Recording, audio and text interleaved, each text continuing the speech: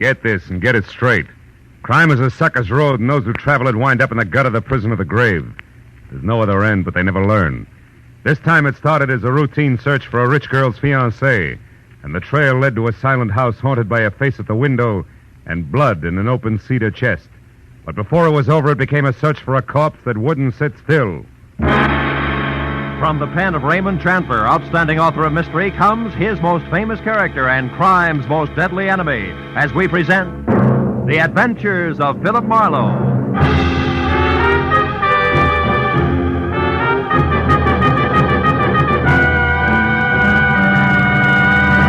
Now, with Gerald Moore, starred as Philip Marlowe, we bring you tonight's exciting story, The Busy Body.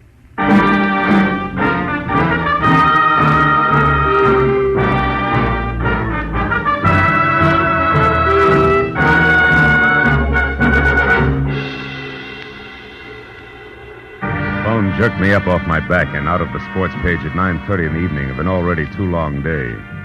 On the other end was a warm, feminine voice, edged with the kind of self-assurance that means money, and lots of it. But the words were both hurried and panicky, so after I hung up, I reluctantly waded through the sports section with my feet instead of my eyes and headed for the coffee shop at Franklin and Bronson, where my new client, who had identified herself as Liz Stewart, said she'd be waiting. A pair of blue eyes at a table in the corner measured me from haircut to shoelaces, so I took the cue and walked over. After we introduced ourselves, I was waved into the chair opposite her. She leaned toward me and started with a rush. Mr. Marlowe, I've got to find a man named Dean Howard as soon as possible. Not exactly a new switch. He's my fiancé. We plan to notify my Uncle Hanley of our engagement tonight. Who is Uncle Hanley? Uncle Hanley Stewart of Stewart Aluminum. Okay, go ahead. Dean Howard was to meet me at 7, but he didn't show up. Mm-hmm. And then about 7:45 he called. He started to tell me something that he referred to as a horrible mistake, but before he could get it out, we were cut off. Well, I tried to call him back. Coffee? Coffee? No. Okay. I tried to call him back, but there was no answer. So I went to his house, but it was locked and dark. And yet his car was still parked outside. Uh-huh. Well, look, Miss Stewart, why don't you save yourself $50, go home and wait for an apologetic phone call, huh? What do you mean? Well, this stacks up as being a case of cold feet or a little celebration that got out of hand. Either way, there's nothing to worry about. I've come to you for help, Marlowe, not a pat on the head. Okay. I'll assume it's my error for the moment.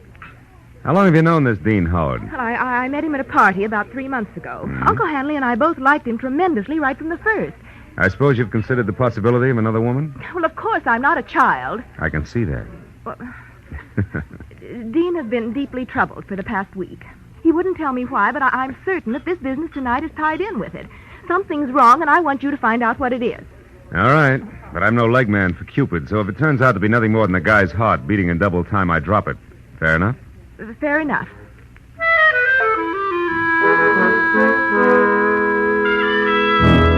She gave me a short list of posh joints she and Dean Howard sometimes visited, and his address, which was 312 Normandy.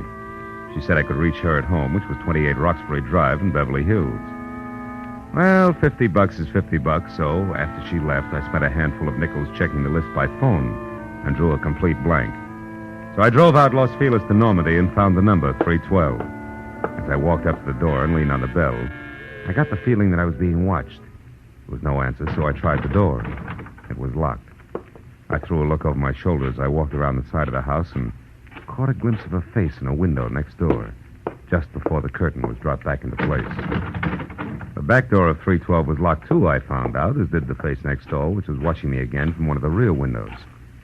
There was one answer to that, so I went out in the street and up the steps of the house next door and knocked, good and loud.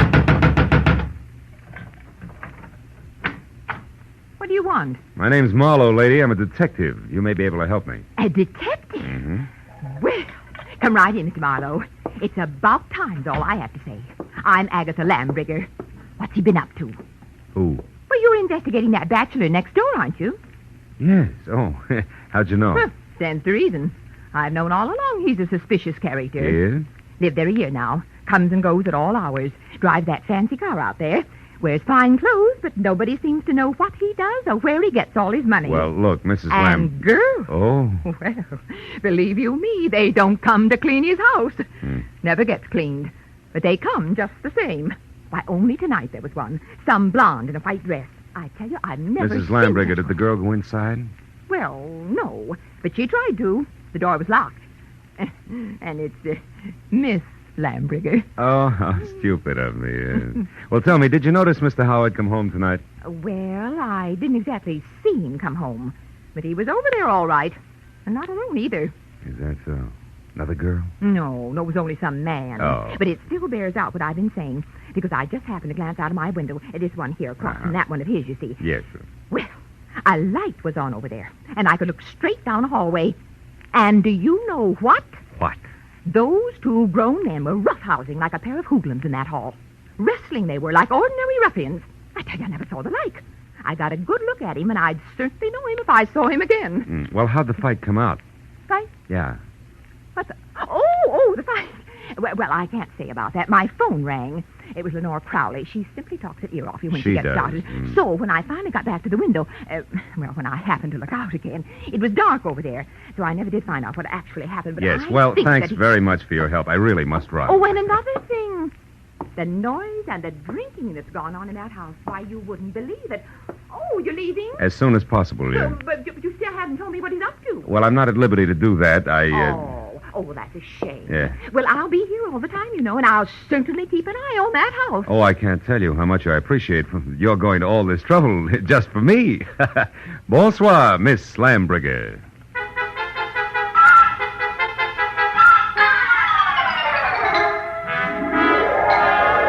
I backed out of that wind tunnel, got in my car, and drove noisily around the corner. Then I cut my lights, turned quietly into an alley behind the house, and stopped. Slipped through Howard's back gate and up the side of the house, found a window that could be persuaded, and went in. Yeah, Howard was a lousy housekeeper, and everything that didn't get brushed off in normal traffic was covered with dust. I found my way to the room opposite Agatha Lambriger's observation window and ran smack into her first lie.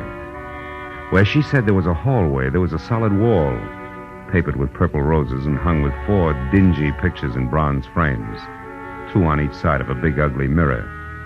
There were 2 hallways, but no angle at which either could be seen from her window. Furthermore, there was no sign of a struggle. One hall led to the study, the other to the bedroom, and I checked both. But still, there was no indication of a fight. On my way out, I barked my shin on the nose of a lion carved on the corner of an oversized cedar chest, just as the abrupt sound of someone at the door brought me to a rigid halt. Whoever it was had the patience of an 8-year-old on circus day. So I set myself up as the type who might live in a joint like this and answered. What's the matter with the lights, Howard? Blow a fuse? Or could this be some new economy measure? I like it this way. I don't think I know you. You should, Howard, you should. I called you yesterday about a certain money matter. The name is Leo. Don't go for your gun, Howard.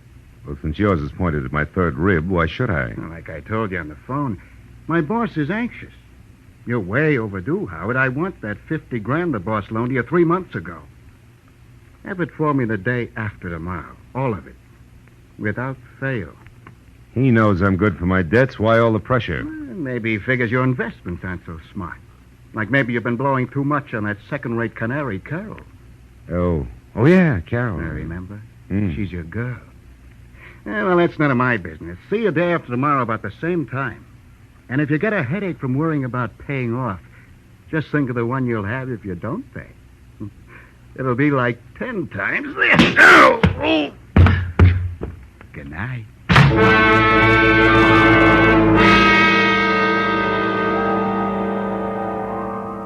.45 in his hand caught the side of my head, and I went out cold. When I opened my eyes, the room had shrunk until there wasn't enough space left to stretch out in. And the climb to my feet, was as easy as roller skating through a log jam. And it wasn't until I found a match and had a light that I knew why. Somebody had moved me from the front door and crammed me into a broom closet like a bag of wet wash. When I got out, I saw that my cubbyhole was off the hall of the bedroom. I listened, but there was no sound in the house, so I started moving. But stopped when I noticed something else. The big cedar chest with carved lions on the corners that had been closed before now was standing open. I struck another match. Inside on the bottom was a thick red puddle of blood. Blew out the match and was in the middle of a mental apology to Liz Stewart when it came. I ran for the front door in time to see Agatha charge out of the driveway and down the street. Stark terror twisting her face. Help!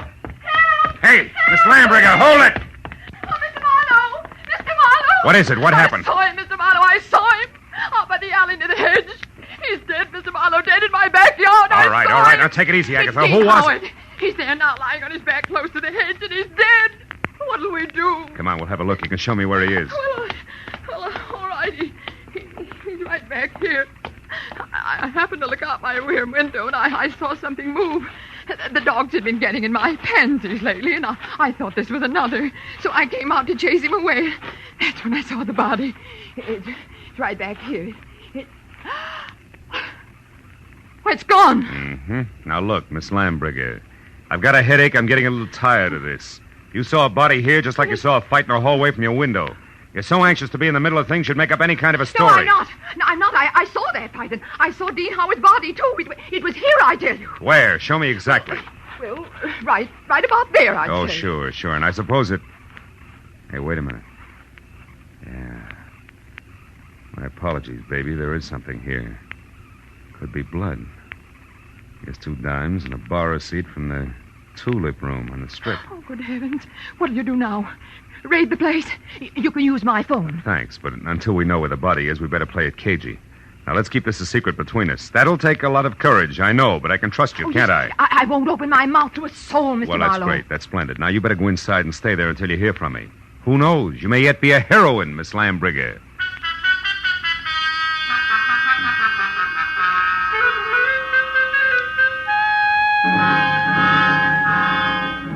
The bar receipt was a long shot. When I was still 2 blocks away from the tulip room, I knew it had paid off because a fluorescent banner, 4x12, draped over the front of the squat square building, extolled the vocal virtues of one Carol Cody. I parked across the street, went in and found a dressing room door and knocked. She distinctly said, "Come in," but when I did, I thought the room was empty, until a small handful of spangled satin costume hopped up from behind a screen in the corner. I made a sight unseen introduction. It was only a moment later that a tall brunette, filling a white silk blouse and snug, dark slacks, stepped out, tossed a few pounds of glossy black hair away from her face, and gestured me into a chair. Which paper did you say you were from, Marlowe?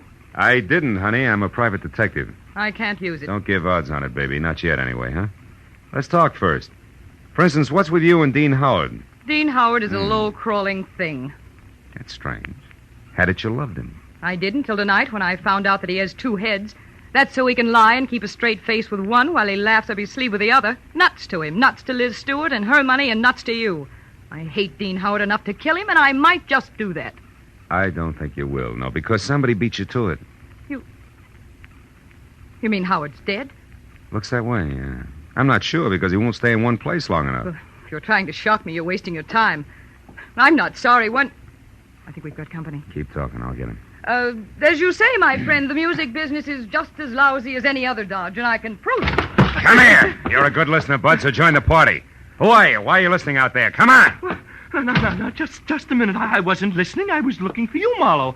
I'm Ward Odom, Mr. Henry Stewart's assistant. You're doing fine. Don't stop now. Well, ever since I learned that Miss Stewart hired you, Marlowe, I've been trying to talk to you. I followed you here from that place on Normandy because I must know what you found out so far. Why? What business is it of yours? Because, Mr. Marlowe, I doubt very much that you even know of the robbery. Robbery? What robbery? More than $40,000 worth of negotiable securities was stolen from Mr. Stewart's safe this evening. You get all your information at keyholes? And I have reason to believe that the man you're looking for took them. Of course, I don't dare accuse him without proof of his relationship with Liz, Mr. Stewart's niece. If I were wrong, it would cost me my job. Odom, did Liz know about the robbery when she hired me? Why, of course. Oh, brother. Look, see this? Her name is Carol. She's involved right up to her mascara in the whole mess. I'll let her out of your sight till I get back. Me? Why, you cheap shot. Shut up! And as for being cheap, I'll take care of you when I get back.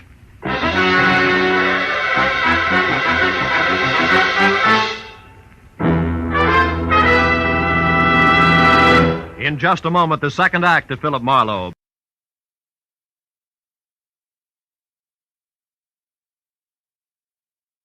And now with our star, Gerald Moore, we return to the second act of Philip Marlowe and tonight's story, The Busy Body.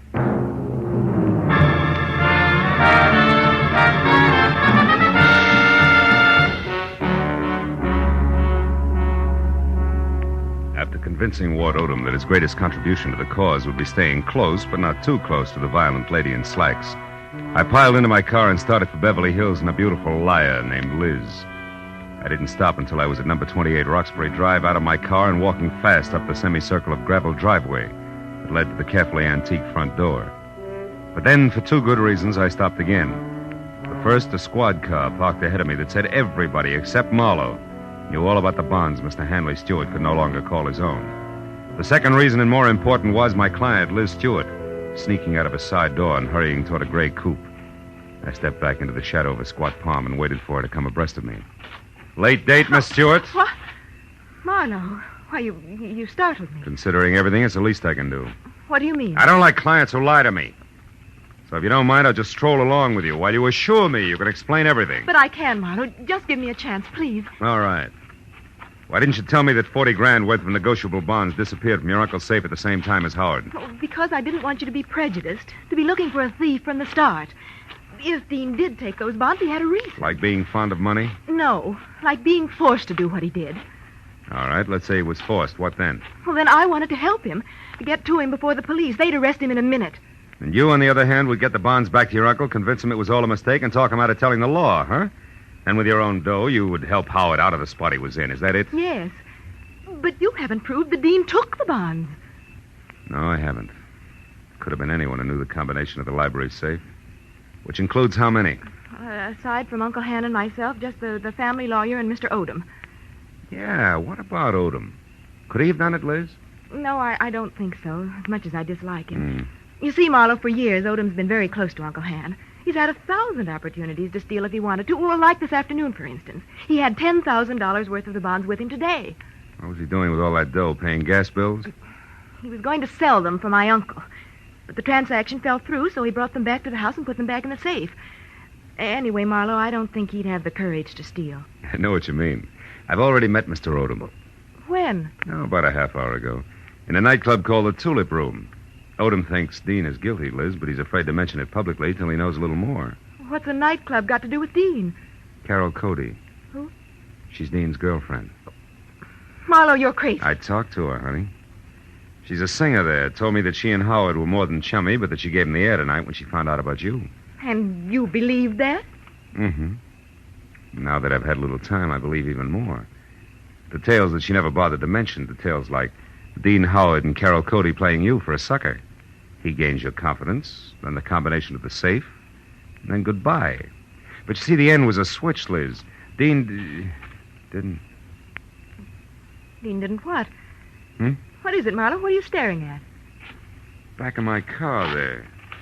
That's not gas dripping on the driveway. The color's too red. Liz, stay back. No, Marlowe. I don't want to. I want to... Marlowe! It's Dean. He's dead, Marlowe! Yeah. That, Liz, is the switch I was talking about. I think Dean Howard not only crossed you, but Carol Cody as well. She did it! She killed him! She killed him because she All found out. right. Now listen. Get inside. Tell the police about this. Do you hear me? But first, give me a 5-minute lead. I'll take your car. I want to get to Carol Cody before the law does. Without saying another word, Liz Stewart, her face drawn and streaked with tears, handed me the keys to her car and turned and walked slowly back to the house. I took one long look at the blood-soaked shirt front on the body I'd had been a step behind all night, then got into Liz's car and pointed it back toward the Tulip Room. 20 minutes later, when my knock on the locked dressing room door brought no answer, I had kicked my way in. Alone and half-conscious in the middle of the floor was Ward Odom, the man I'd assigned to stand sentry over the brunette. Oh, Marlowe, she tricked me. Asked for a cigarette, and I went to light it. She swung. It adds, Odom, and you're lucky she let it go at that. It was more permanent in Howard's case. Oh, then you found his body, Marlowe. Yeah, in the trunk of my car. Oh, how awful. And she did all that, this Carol Cody? Yes and no. She must have had help, Odom, because, first of all, it takes something stronger than the chanteurs to keep shifting her corpse from cedar chest to garden to car, at the rate that Howard was being moved. And second, an old crow named Agatha Lambrigger saw a man roughhousing with Howard over at his own place, not a woman. You mean there was a witness to the murder, Marlowe? Well, more or less. And you have no idea who the murderer is? No. And that, Odom, is all the more reason why I want to catch up with Carol Cody. Happen to know where she lives? Well, yes, just at the Grayfield Apartment Hotel on North Havenhurst Drive. North Havenhurst. It's a room 118. 118. And I think that it's... Marlowe, wait, my top coat is gone. What? Yes, and she was wearing slacks, remember? Marlowe, maybe she's leaving town disguised as a man. It's a point, Odom. I still think I'll try the apartment hotel first.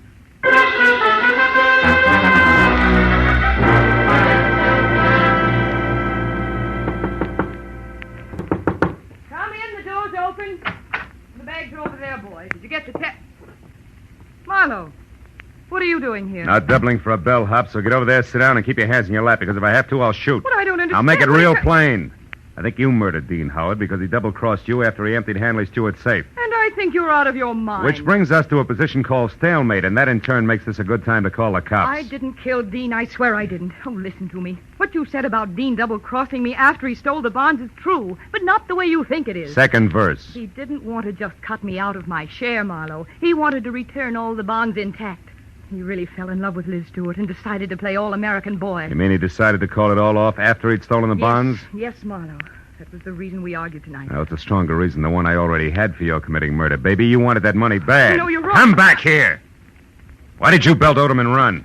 And don't bother denying that you did, because I just left him. And he's minus good health and that top coat over there. So if you think I that you... can explain that.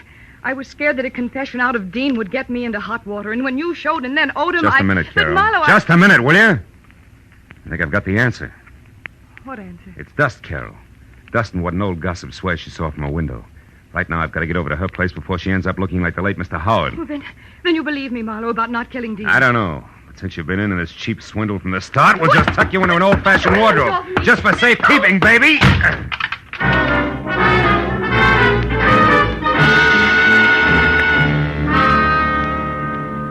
Outside in Liz's car, I slammed my foot down hard against the accelerator and didn't ease up until I screeched to a stop, away from 310 North Normandy, where I knew murder was scheduled to happen again. I was next to a pair of half-open French doors through which I could see Agatha Lambricker sitting erect in a straight-back chair. I was happy that I hadn't taken any longer in getting there. I was also happy that the man standing opposite her, gun in hand, the man who had murdered Dean Howard, had his back to me. I got a firm grip on the .38 in my hand. You've been so nosy, Miss Lambricker. And it's too bad that Marlowe had to let me know you've been a witness when I killed Dean Howard. A roughhouse, I think you called it. A roughhouse is what I thought at the time. But when I saw Dean Howard's body out in the alleyway, I knew... You knew I killed him. Everything would have been simple if you hadn't had your nose out a mile. I was going to run over him, and it would have looked like an accident. But I had to move the body after you saw it. Marlowe's car looked good until I could dispose of it. But there's no point telling you all this. You won't be able to gossip about it, Miss Lambricker. I'm sorry. Sorry, but that's the way it has to be. You or me. I vote for you, Odom. Drop your gun before I close the polls for good, real noisy like. Come on, drop it. No, don't shoot. I dropped it. Okay. I'll move to the middle of the room, hands high. Marlowe, I didn't want to do it, but I had to kill him. Because Dean Howard was going to return the bonds he took? Marlowe, and that would have left you in a me. spot, wouldn't it? Because Howard only stole 30 grand out of that safe. You were taking 10 grand to legitimately sell for your boss. I know what And when you went to I know return what them, you happened. saw there'd been a theft. And you decided to make the most of it and let somebody else take the rap for the whole 40 grand. Keep Keep your eye on Mr. Marlowe. He's just Don't trying- worry, a man who shoots another man in the back has no guts. He won't try anything while I'm looking at him. No, Marlowe. I don't have any more guts than it takes to jump behind a woman's skirt. A lady I choked to death. If you take one more step, now lower your gun and listen. All right, let her go, Odom. Sure, let it go. Just as long as you cooperate, Marlowe. Marlowe, don't be a Shut fool. up! Shut up! Marlowe, shoot! You kill me anyway. Shoot! No! Shoot! No, don't shoot! Marlowe! No, don't shoot! Don't shoot! Don't shoot!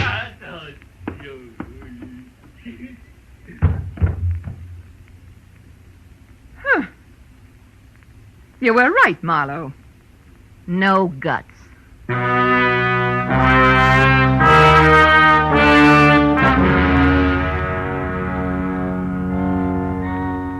It was an ambulance, a half a dozen squad cars, and a police captain included, and 3 long hours of questions and answers in triplicate later, before 310 North Normandy and environs settled back to being just another quiet house on just another quiet street.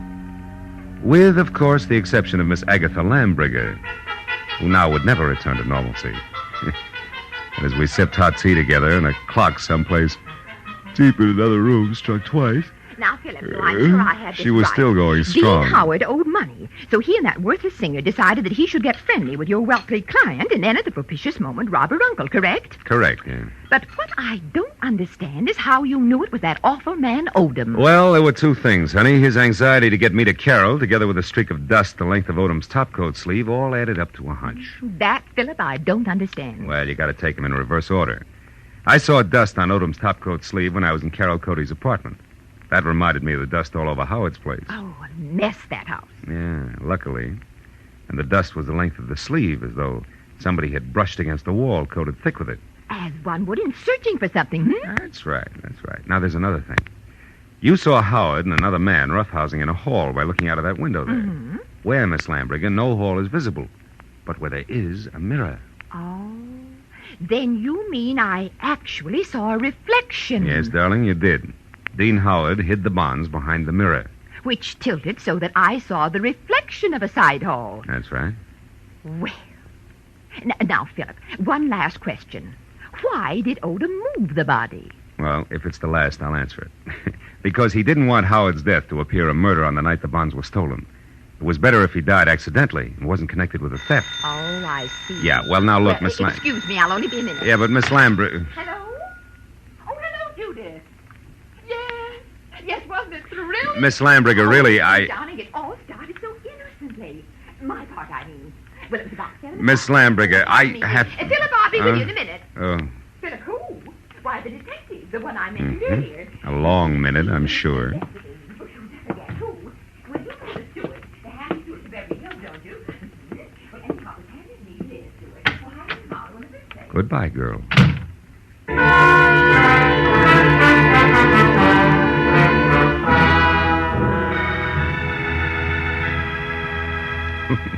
When I got outside, the silence was deafening.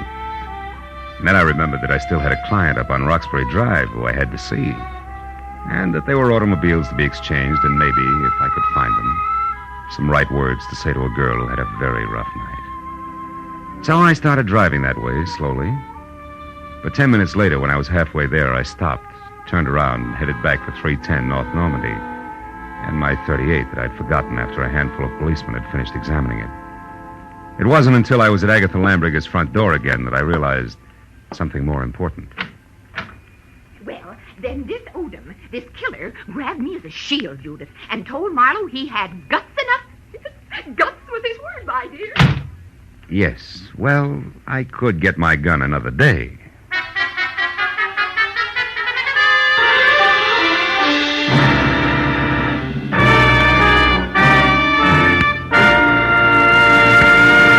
The Adventures of Philip Marlowe, bringing you Raymond Chandler's most famous character and star, Gerald Moore, and are produced and directed by Norman McDonnell. Script is by Mel Donnelly, Robert Mitchell, and Gene Levitt. Featured in the cast were Lois Corbett, Lorette Philbrandt, Lynn Allen, Peter Leeds, and John Stevenson. The special music is by Richard Orant. Be sure and be with us again next week.